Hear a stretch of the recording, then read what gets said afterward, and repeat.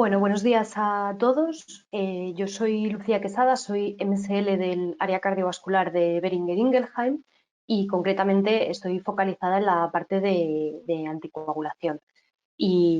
Bueno, antes de nada, dar las gracias a la organización y esperamos que disfrutéis mucho de la sesión de hoy.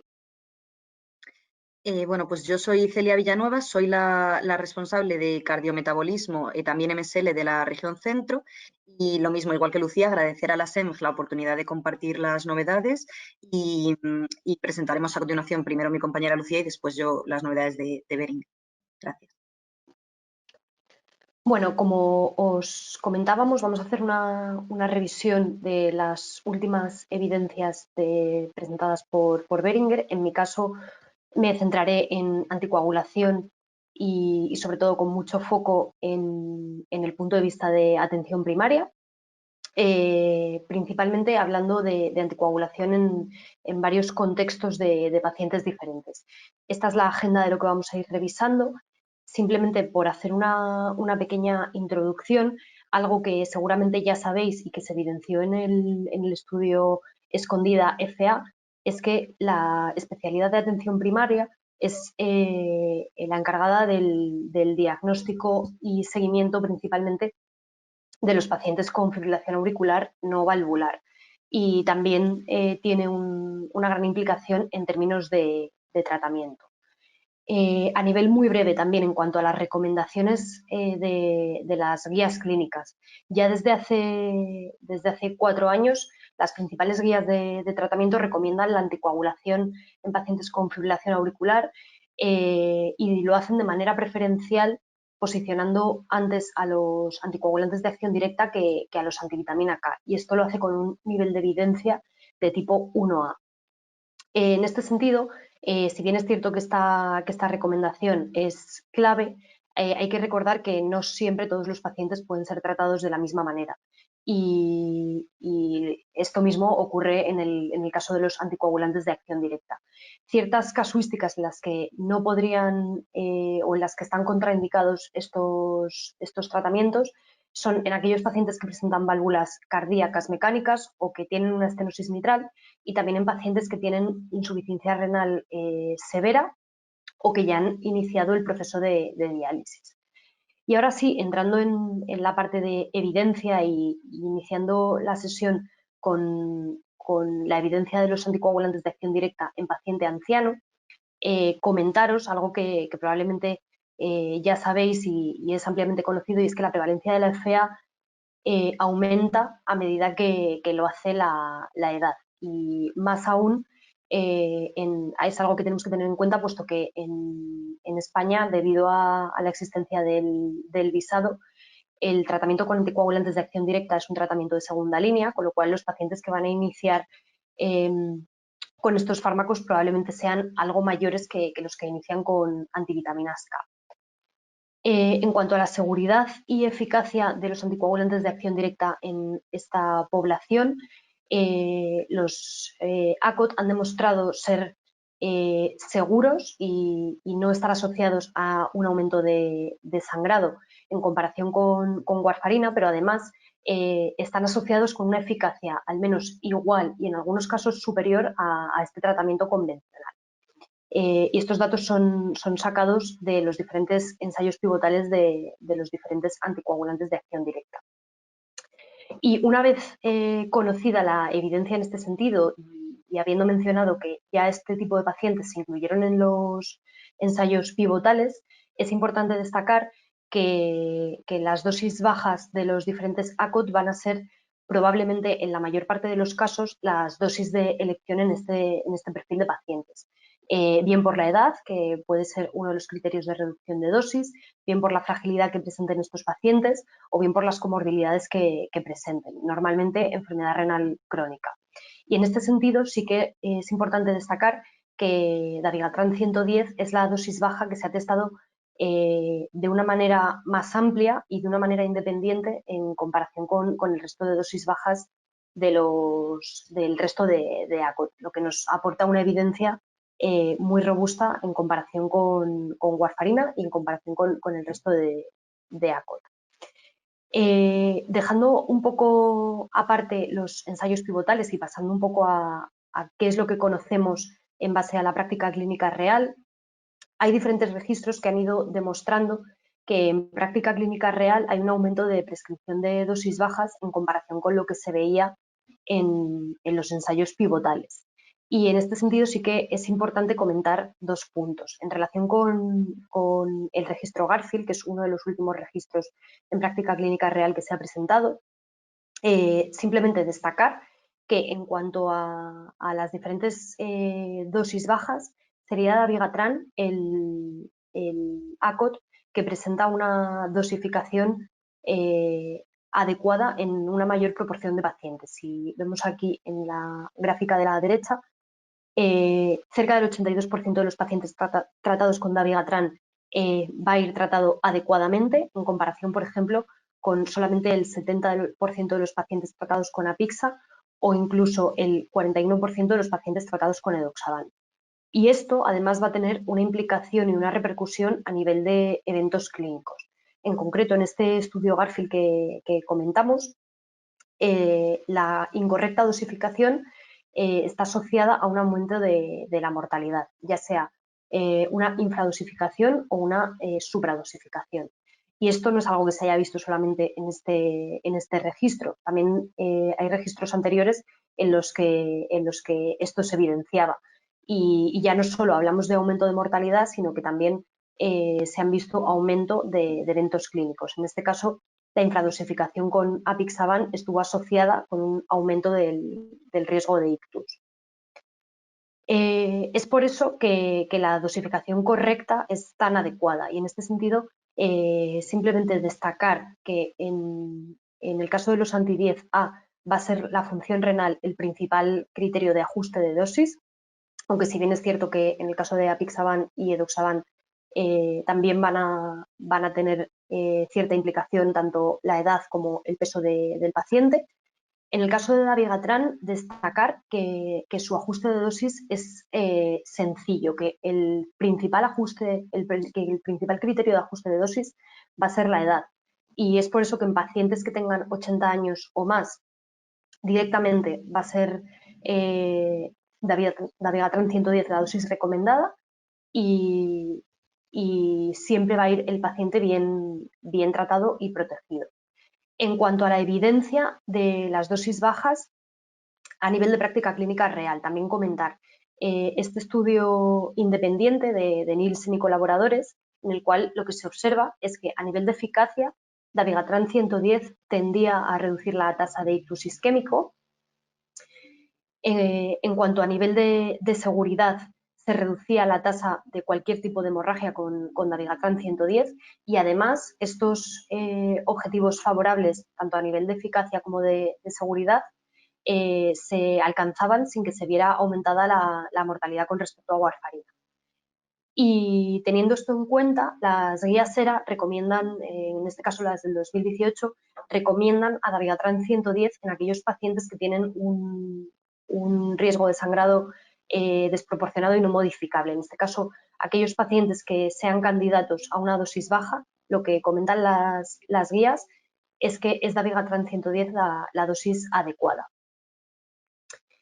Pasando al siguiente bloque, y en este caso muy brevemente hablaremos de aquellos pacientes que están polimedicados y de las interacciones medicamentosas, simplemente comentaros que no todos los ACOT van a tener el mismo metabolismo. Y en este sentido, sí que destacar que dabigatran es el único que no va a tener un metabolismo a través de la vía hepática y no va a interaccionar con el citocromo P450, por lo que se espera es que haya un menor nivel de interacciones en comparación con el resto de ACOT.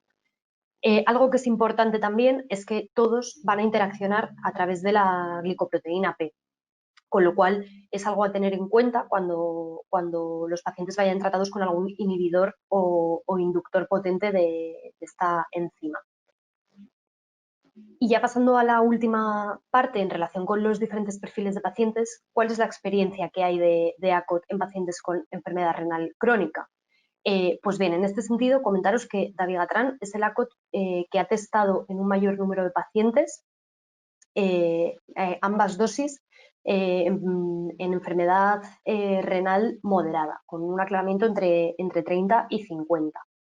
Y algo importante es que, aunque sí que es cierto que dabigatran, en base a su ficha técnica, tiene una limitación y no se podría utilizar con filtrados por debajo de 30 mililitros minuto, en el caso del resto de los ACOT, destacar que no se incluyeron en pacientes con filtrados por debajo de 30 en sus ensayos pivotales, salvo en el caso de apixaban, en el que sí que es cierto que se incluyeron pacientes con filtrados de hasta 25, pero fue un número de pacientes muy poco relevante.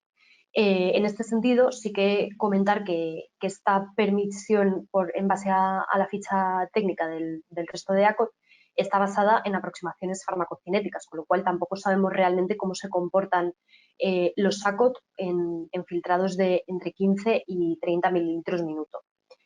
En cuanto a la eficacia y seguridad de dabigatran en pacientes con enfermedad renal crónica, destacar que el fármaco mantiene su eficacia y su seguridad, como vemos en la imagen. Esto es un subestudio realizado del RELAI. Y bueno, comentaros muy brevemente esta revisión de Molteni y colaboradores, en la que los autores comentan, en primer lugar, algo que ya habíamos visto, que es que el beneficio de dabigatran se mantiene independientemente de la función renal, es lo que acabamos de ver en relación con el estudio RELAI. Y además lo que comentan es que, salvo que el paciente tenga un filtrado glomerular por debajo de 30 y por ende el fármaco esté contraindicado, no debería haber ninguna otra razón por la cual se prefiriera la utilización de antivitamina K en un paciente con enfermedad renal crónica moderada. Y en este sentido, de nuevo, volver a comentar el punto del que hablaba en la diapositiva anterior al respecto de los pacientes que tienen una enfermedad renal terminal. Y es que las guías recomiendan que los SACOT no deben ser utilizados en este perfil de pacientes. Y algo también en lo que hacen hincapié los autores es que, aunque si bien es cierto que la seguridad de dabigatran es significativa con respecto a warfarina y que va a haber un menor número de hemorragias, en estos pacientes en los que el riesgo de hemorragias ya está aumentado por la propia enfermedad renal que padecen, es interesante la disponibilidad de un agente reversor, como ocurre en el caso de dabigatran. Pasando ligeramente en cuanto al efecto que tienen los anticoagulantes a nivel de función renal, algo que ya conocemos es que la anticoagulación con antivitaminas K está relacionada con descensos de la función renal acelerados con respecto a lo que vemos con otros anticoagulantes. Esto es algo que se conoce como nefropatía relacionada con warfarina y está ampliamente descrito en la literatura. Y es interesante observar que en el caso de dabigatran se ha observado que los pacientes tratados con el fármaco en su ensayo pivotal presentaban unos niveles de deterioro de la función renal significativamente más lentos que aquellos pacientes que iban tratados con warfarina.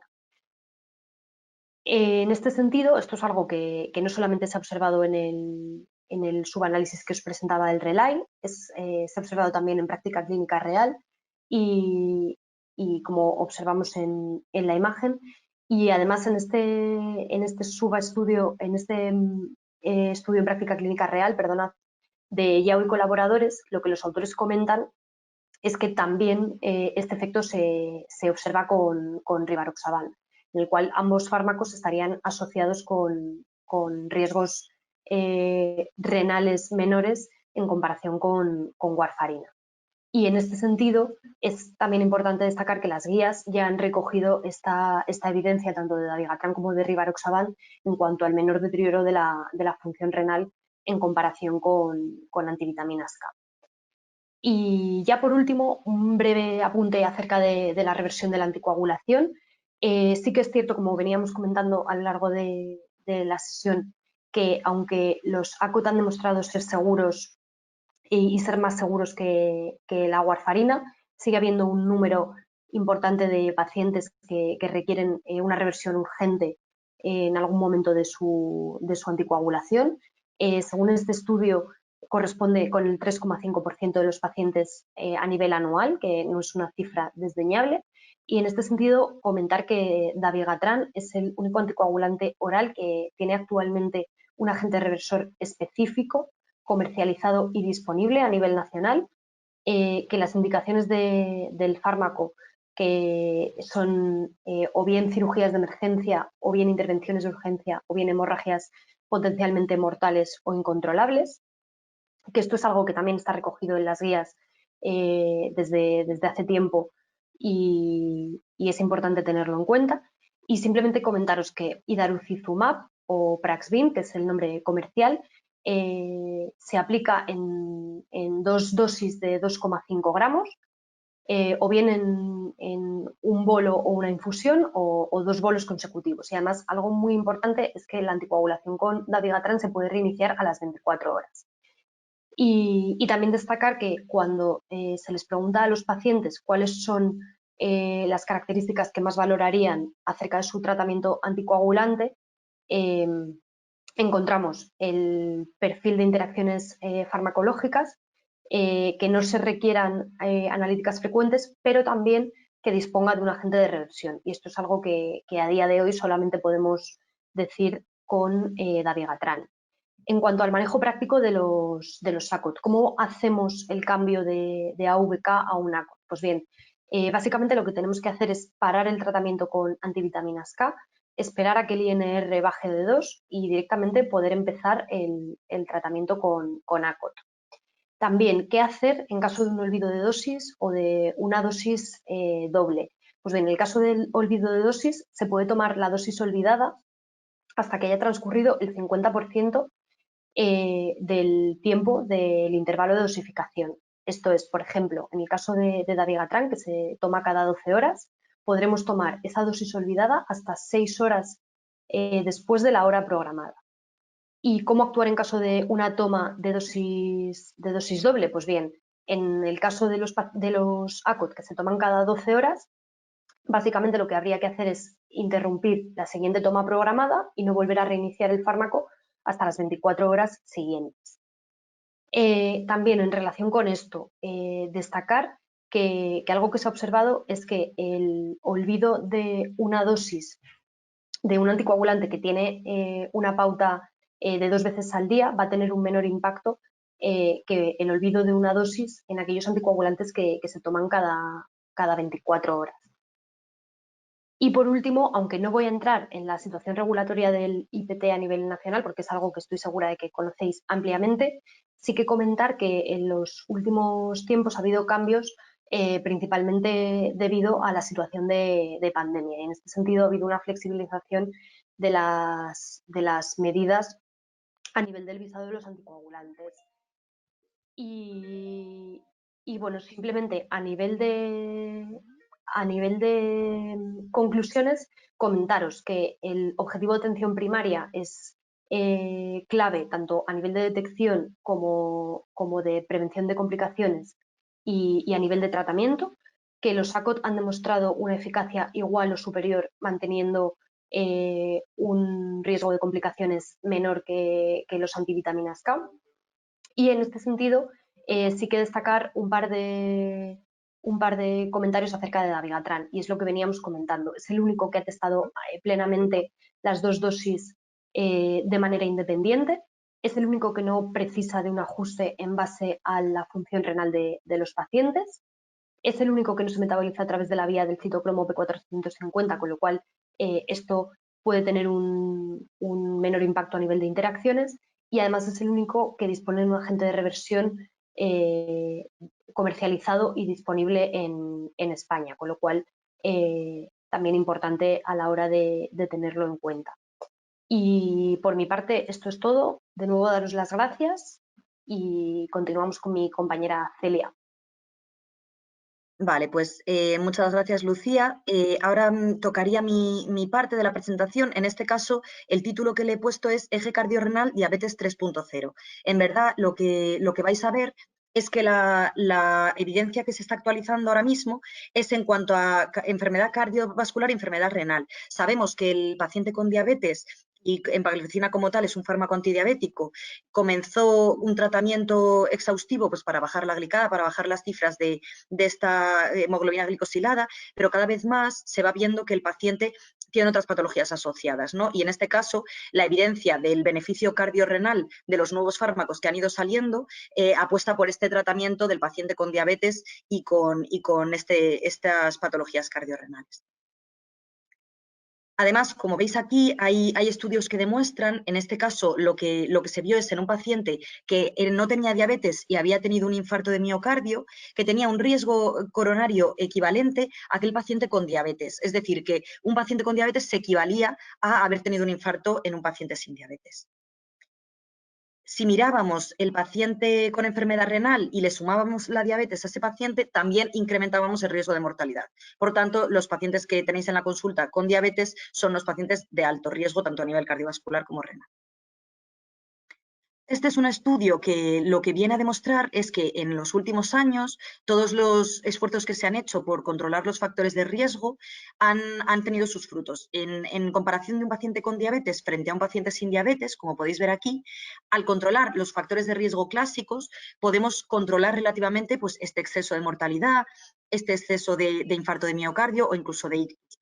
Pero, sin embargo, el riesgo de insuficiencia cardíaca sigue estando aumentado. O sea, que parece que con este control habitual de factores de riesgo no estaríamos controlando este riesgo.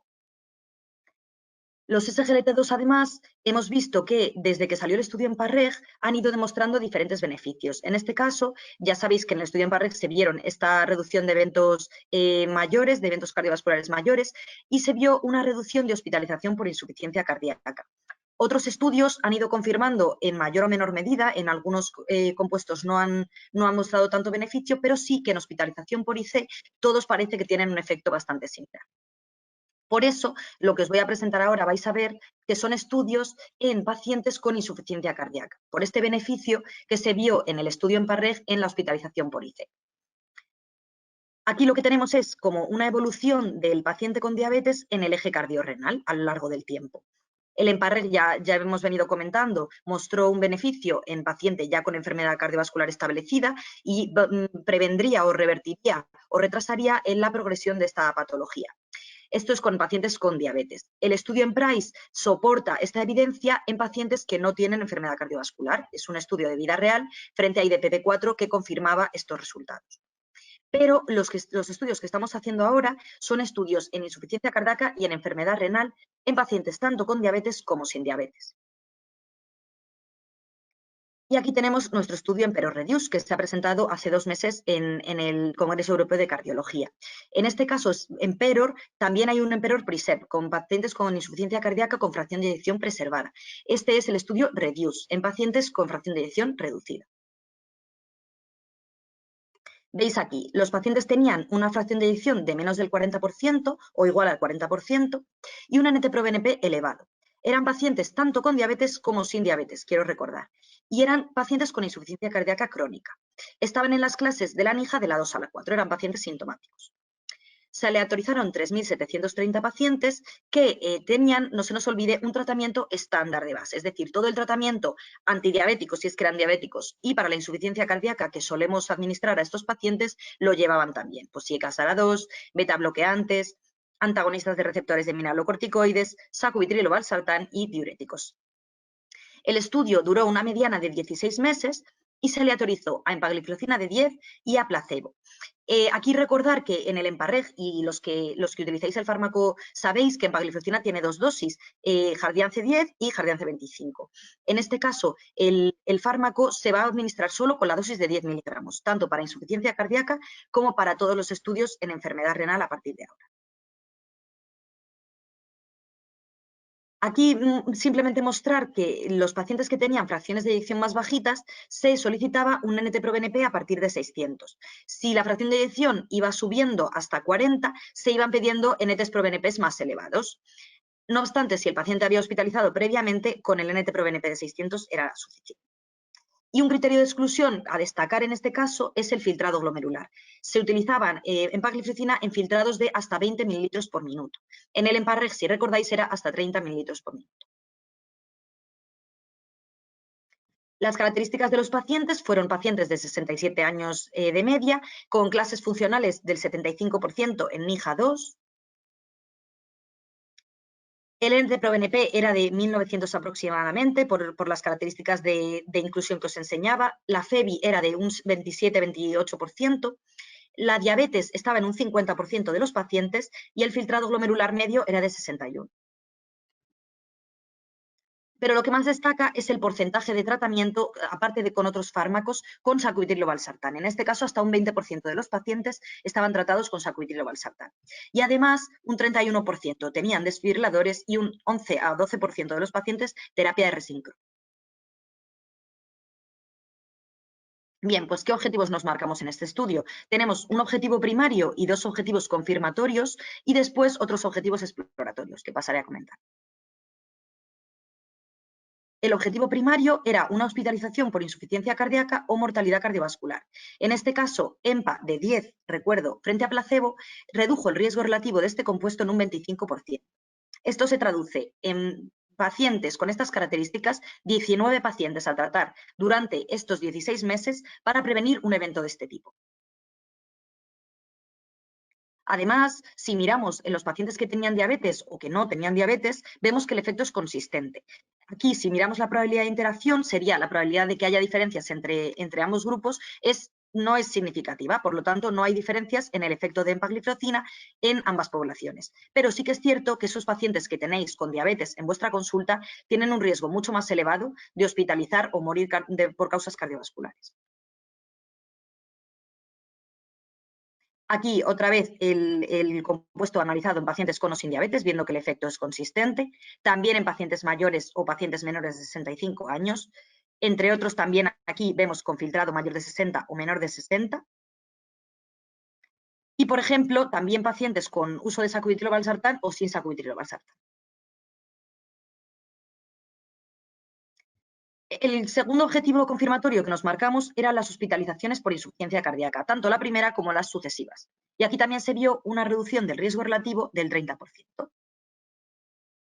Pero el tercer objetivo confirmatorio más destacable a nivel renal es esta caída de filtrado a lo largo del tiempo. Si os acordáis, en el EMPA-REG ocurría algo similar. Aquí, al principio de utilizar el tratamiento con empagliflozina, cae un poquito el filtrado glomerular. Esto lo que hace es reducir la hiperfiltración a nivel del glomérulo, lo que permite que el filtrado no siga cayendo de forma tan dramática a lo largo del resto del tiempo. Lo que hace es proteger a nivel renal. Sin embargo, el paciente con placebo o con todo el tratamiento base de insuficiencia cardíaca seguía cayéndole el filtrado de manera consistente. La diferencia entre ambas curvas sería de 1,73 mililitro minuto año. Es decir, con empagliflozina caería 1,73 mililitro minuto año menos el filtrado que con placebo. Si además en un grupo de pacientes retirábamos el fármaco al final del tratamiento, podíamos ver que se recuperaba este efecto hemodinámico en los que habían tomado EMPA y se le volvía a recuperar parte de la función renal y, sin embargo, en placebo seguía cayendo. Por tanto, se confirma este efecto hemodinámico del fármaco. Bien, pues estos son los tres objetivos que nos marcamos en el estudio. En cuanto a otros objetivos exploratorios, pues tenemos el desglose del objetivo principal, que sería esta primera hospitalización por insuficiencia cardíaca, que en este caso también fue significativa, y la mortalidad cardiovascular. En este caso, aunque juega a favor del objetivo primario, no llegó a salir significativo. También hay un compuesto renal duro con una caída de filtrado del 40%, un inicio de trasplante o un inicio de diálisis. Y en este caso se redujo el riesgo relativo en un 50%. Esto es la primera vez que ocurría en un SGLT2 en pacientes con insuficiencia cardíaca. Y aquellos pacientes que tenéis en consulta que os preocupa pues, la calidad de vida o las limitaciones funcionales de los pacientes, con el test de Kansas City también se vio una mejoría a las 52 semanas con EMPA frente a placebo. Bien, pues la seguridad, que sería algo que era interesante de ver porque es un perfil de paciente diferente al EMPA-REG, se mantuvo consistente con lo que ya se había visto. No hubo un aumento de eventos de depleción de volumen ni de hipotensión, no hubo un aumento de cetoacidosis y en cuanto a eventos de hipoglucemia, los que hubo fueron similares con EMPA frente a placebo y siempre con pacientes con diabetes o prediabetes.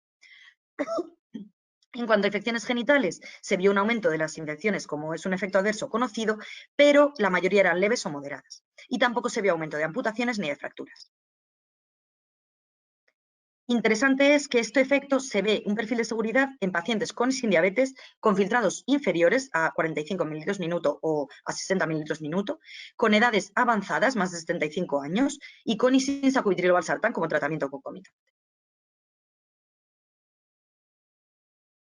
Por otro lado, este compuesto de mortalidad total, hospitalización por insuficiencia cardíaca o visita a urgencias que requería terapia intravenosa, aparte de que también era significativo, me gustaría aquí destacar la precocidad de este resultado. A los 12 días ya se conseguía un efecto del fármaco, que es muchas veces un efecto muy interesante de los SGLT2, la rapidez de diferencia que ocasiona en estos objetivos.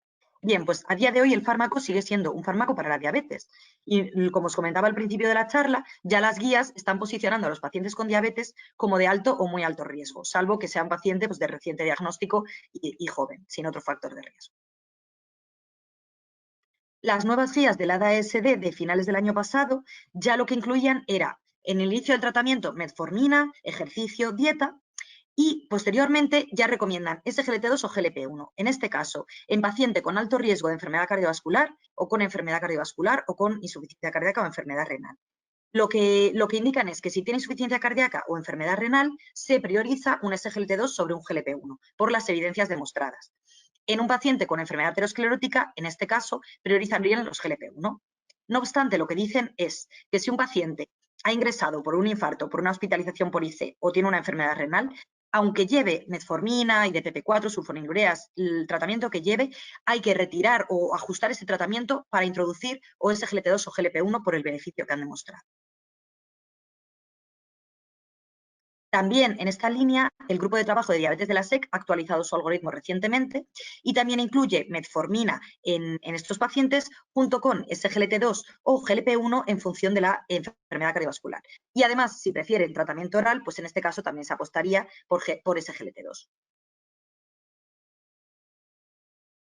Aquí os traigo la guía de la SEMI porque como hemos hablado del paciente anciano, también mi compañera Lucía ha hablado de este perfil de paciente, aquí destacan que habría que mirar si el paciente es un paciente frágil o un paciente sin fragilidad. Si es un paciente sin fragilidad que puede tolerar perfectamente un SGLT2, recomiendan administrarle el SGLT2, también por este efecto tan rápido que tiene el fármaco.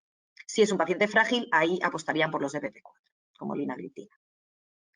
¿Cómo lo combinamos con otros tratamientos? Pues bien, en otro paciente que tenga también diabetes, habría que mirar la hemoglobina glicosilada. Si la hemoglobina glicosilada está por debajo de 8,5, si lleva una sulfonilurea, habría que reducir hasta un 50% o interrumpirla. También es cierto que si lleva una sulfonilurea de hace muchísimo tiempo, ya tiene la célula beta pues, destrozada y a lo mejor directamente se podría retirar. En caso de la insulina, se reduciría hasta un 20% la dosis, nunca más. Y en el caso de otros fármacos, como DPP4 o GLP-1, no habría que tener en cuenta ninguna asociación. O sea, no habría problema. En el caso de otros fármacos, como son diuréticos o antihipertensivos, habría que mirar el estatus de volemia del paciente, la fragilidad del paciente. Si el paciente es euvolémico, habría que mirar la presión arterial. Si tiene la presión arterial normotensa o incluso hipertenso, no habría ningún problema en administrarlo.